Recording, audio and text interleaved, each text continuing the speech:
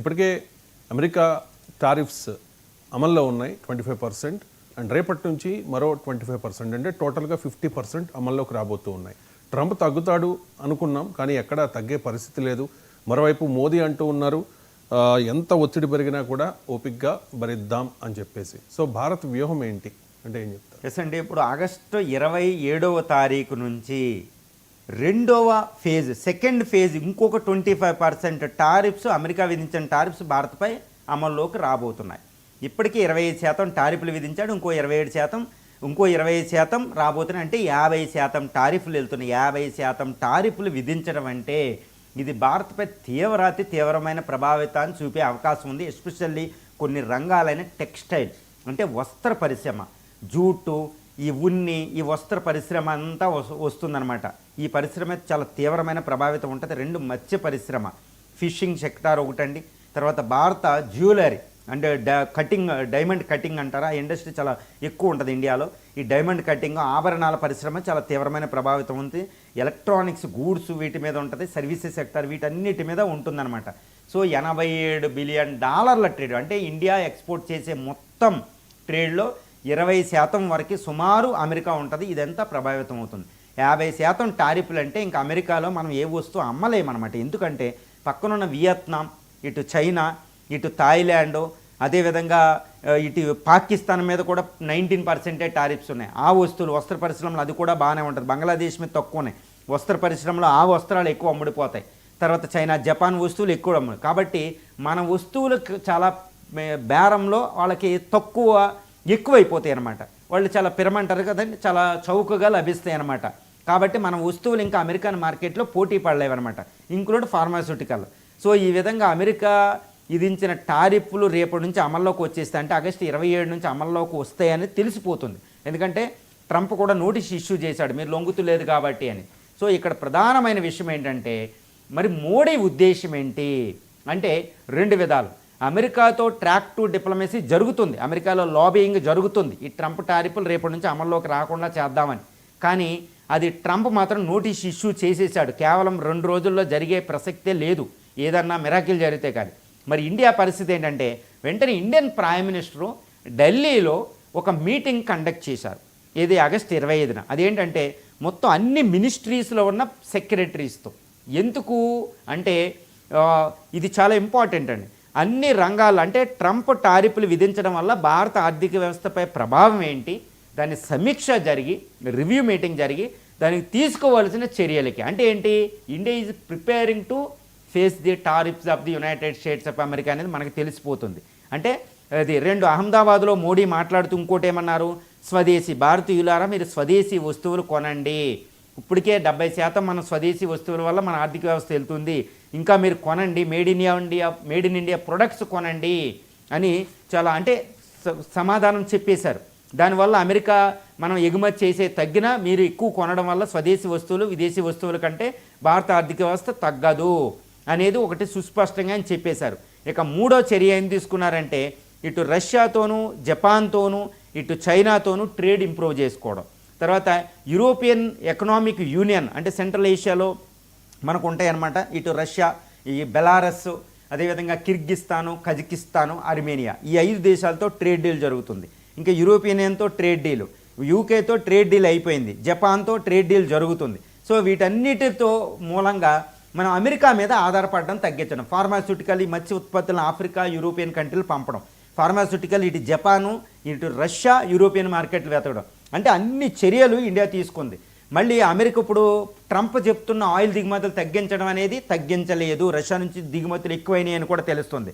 ఇంకో విధంగా చెప్పాలంటే Indian foreign minister S Jaishankar Moscow వెళ్ళి అక్కడ నుంచి కూడా ట్రంప్ మీద తీవ్రంగా అటాక్ చేయడం జరిగింది అని మనం చూస్తున్నాం. ఎస్ జయశంకర్ గారు ఎంత తీవ్రంగా అమెరికా మీద అటాక్ చేశారు. నువ్వు చేసేది హిపోక్రసీ, నువ్వు చైనాకో న్యాయం మాకో న్యాయమా, నువ్వు యూరోపియన్ అమెరికా తర్వాత తక్కువ దిగుమతి చేసుకున్నది మేమే ఇండియా, అలాంటప్పుడు నువ్వు ఎలా విధిస్తావు అనేది ఒకటి. ఒకప్పుడు ఆయిల్ కొనమన్నది నువ్వే, ఎందుకంటే ప్రపంచంలో ఆయిల్ రేట్లు ఎక్కువ పెరగకుండా ఇండియా రష్యా నుంచి కొనడం వల్ల ఆయిల్ రేట్లు స్థిరంగా ఉంటాయని నువ్వే చెప్పు, ఇప్పుడు మళ్ళీ నువ్వే కొనొద్దని చెప్తున్నావు. 2, ఇండియా రైజ్ అవుతుంది, మా దౌత్య విధానికి ఒక ఇండిపెండెన్స్ ఉంటుంది, నువ్వు చెప్తే మేము వినమంటూ ఈ ఎస్ జయశంకర్ ముక్కు సూటిగా చెప్పేశాడు. దీన్ని బట్టి ఏం తెలుస్తుందంటే ఇండియా మనం అమెరికా విధించిన ట్రంప్లకు మనం బెదరడం లేదు. ఇంకోటి అంటే అమెరికా చెప్తున్న కండిషన్స్కి ఇండియా ఒప్పుకోవడం లేదు. నువ్వేం చేసుకుంటావో చేసుకో, మేము చేసుకుంటాం. ఇండియా కెన్ అఫోర్డ్, ఇండియా మేము భరించగలుగుతాం. భారత ఆర్థిక వ్యవస్థపై దీని ప్రభావం ఉండదని తెలిసిపోతుంది. 2 రిజర్వ్ బ్యాంక్ గవర్నర్ కూడా నిన్న ఒకటి ముక్కుసూటిగా చెప్పారు, అమెరికా ఎగుమతులు ఆగిపోయినప్పటికీ భారత ఆర్థిక వ్యవస్థపై ప్రభావం ఉండదు అని చెప్పారు. ఇదంతా ఇండియన్స్ అనుకుంటామండి. రెండోది ఏంటంటే IMF తర్వాత స్టాండర్డ్ అండ్ పూర్ అని రీసెంట్గా ఒక గ్రేడింగ్ ఇచ్చిందనమాట. 20 సంవత్సరాల తర్వాత ఇండియా గ్రేడింగ్, ఆర్థిక వ్యవస్థ గ్రేడింగు BBB అంటే BBB పెరిగింది చూడండి. So fastest growing economy. So ఆర్థిక వ్యవస్థ మీద ప్రభావం చిన్నగా పడేది కూడా ప్రైమ్ మినిస్టర్ ఒప్పుకోవడం లేదు. దీన్ని బట్టి మనకి ఏం తెలుస్తుందంటే అమెరికా ఆంక్షలు విధిస్తే మనం భరించడానికి సిద్ధంగా ఉన్నాం.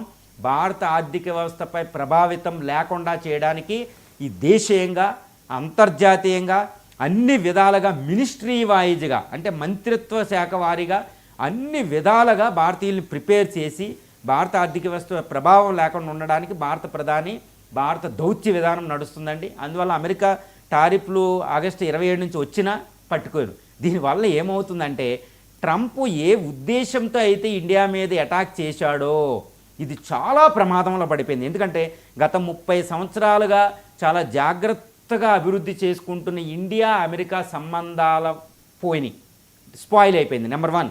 2, ఇంకొక చాలామంది విదేశీ దౌత్యవేత్తలు కూడా చెప్తున్నారు. అక్కడ బోల్టన్ అని national security adviser of former United States of America కూడా చెప్పారు. ఏమనంటే అమెరికా ఇండియాల మధ్య మళ్ళీ సంబంధాలు పునరుద్ధరించినప్పటికీ ఒకప్పుడున్న నమ్మకం పోయింది.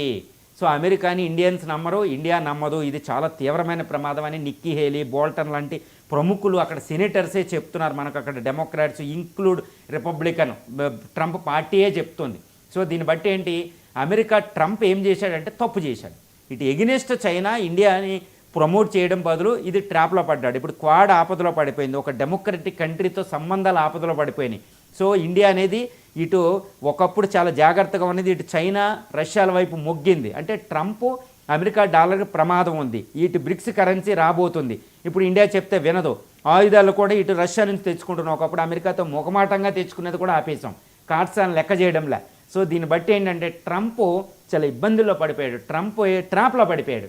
సో ఇండియాను లొంగదీయలేడు, ఇండియాను బ్రతిమలాడలేడు, అంటే ట్రాప్లో పడ్డాడు. ట్రంప్ ఏం చేయాలో తెలియని ఒక భయంకరమైన పరిస్థితిలో ట్రంప్ పడిపోయాడు.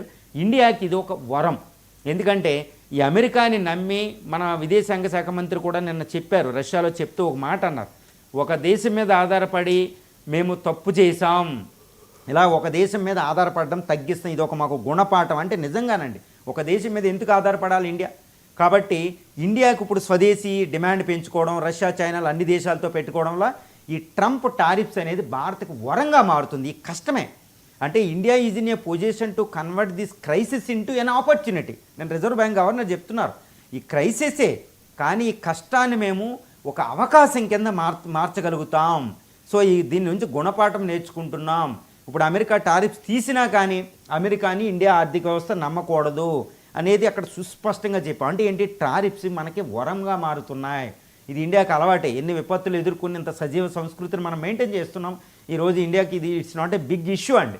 సో ట్రంప్కే ప్రమాదం, ఇండియాకి ఎటువంటి ప్రమాదం లేదు. ఎందుకంటే నిన్న ఇండియన్ ప్రైమ్ మినిస్టర్ చెప్తున్నారు, Indian population 142 crore, 1/5 of the human kind, 4th largest consumer market మంది, కొనుగోలుదారులు ఉన్నది. మీరు ఒక వస్తువు ఓకే, ప్రతి వారం 4-5 వస్తువులు India made in India products కొంటే అమెరికా ఎగుమతుల కంటే మనం ఎక్కువ. ప్రపంచం వ్యాప్తంగా ఉన్న 3.5 కోట్ల మంది భారతీయులు భారత వస్తువులు ఒక్కసారి కొనండి. ఆపరేషన్ సింధూర్లో దేశభక్తి పొర్లించడమే కాదు, మీ వస్తువులు కొన్నప్పుడు, సూపర్ మార్కెట్కి వెళ్ళినప్పుడు, మీ పెళ్ళిళ్ళు చేసుకున్నప్పుడు మీరు ఏం చేసినా ఇండియా మేడ్ ఇన్ ఇండియా అనేది కొనండి. ఇప్పుడు వస్తువులు ప్రపంచంలో ఏ నాణ్యతకి ఏమాత్రం తీసుకొట్టుగా భారత ఉత్పత్తులు ఉన్నాయి, దాన్ని కొనండి అని నిన్న ఒక అద్భుతంగా చెప్పారండి. ఇది అమెరికా టారిఫ్లు అంటే అమెరికాకి మనం ఎగుమతి చేసుకునే $87 బిలియన్ కంటే 5-6 రెట్లు ఇక్కడే మనం సృష్టించుకుంటాం మార్కెట్ని. భారత ఆర్థిక వ్యవస్థ ఎదిగేదే ఇండియన్స్ ఇప్పటికే 70% ఉత్పత్తులు ఇండియన్సే కొంటారు ప్రపంచంలో. అది చైనాకి లేదు, అమెరికాకి లేదు ఇంత opportunity. So it is waking up call for the Indians అనమాట. సో వండర్ జరుగుతున్నాయి. ట్రంప్ తగ్గేదేలే అంటూ ఇండియా ఉంటే ట్రంప్ గోల అండి. ఇది ట్రంప్కి ప్రమాదం. ట్రంప్కి పదవికే ప్రమాదం, వీటి బ్రిక్స్ కరెన్సీ కూడా ఇండియా తీసుకురాగలిగితే. రైట్ ఎంజీ రావు గారు చిన్న బ్రేక్ తీసుకుందాం బ్రేక్ తర్వాత మరిన్ని ఇంట్రెస్టింగ్ టాపిక్స్కి సంబంధించి